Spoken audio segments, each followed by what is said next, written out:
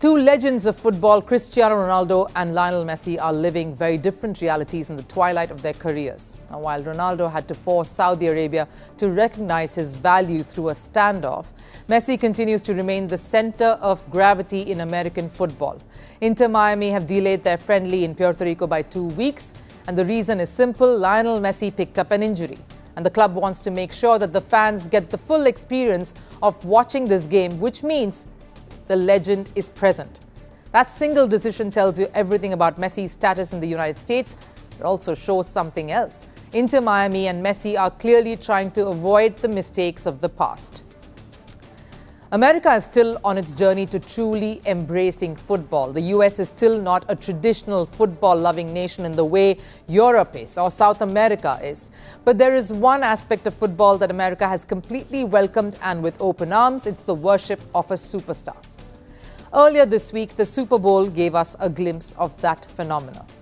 The halftime show by Bad Bunny sparked massive conversations, and one of the biggest talking points, a Latin American star and his love for Messi.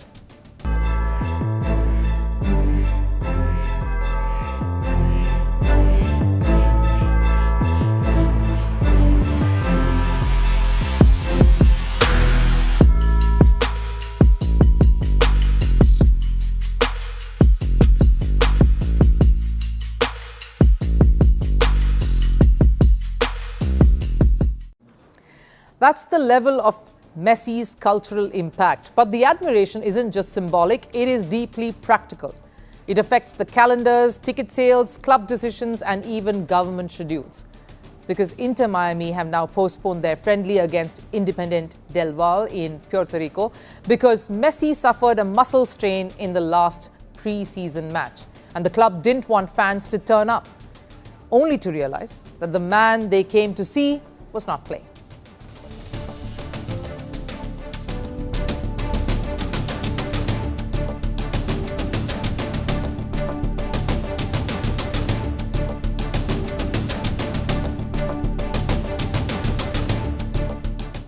That statement makes one thing very clear: this isn't just a football match, it's a Messi event. Because ever since Messi arrived in the United States, the league, the club, and the sport itself have exploded in popularity. He turned Inter Miami into one of the most valuable clubs in North America. He boosted ticket prices, he drove up merchandise sales, he filled the stadiums across the country, even away from home. In short, he made MLS globally relevant. And that's where the contrast with Ronaldo comes in. Ronaldo did something similar in Saudi Arabia. He opened the floodgates there, he attracted the stars. He turned Saudi Pro League into a global talking point. But unlike Messi, he endured financial disparity. He missed matches and pushed the system to listen to him. Messi, on the other hand, has become the system's centerpiece in America. But is the Puerto Rico postponement only about Messi's influence? Not entirely. There's another major factor here, and it comes from a painful memory in Hong Kong back in 2024. Inter Miami was scheduled to play a friendly against Hong Kong 11. The match was heavily promoted around Messi, but Messi didn't show up, and that too because of injury. What followed was chaos. Fans booed, refund demands were pouring in, sponsors were furious, organizers faced a public relations disaster. It was one of the biggest controversies of Messi's MLS era.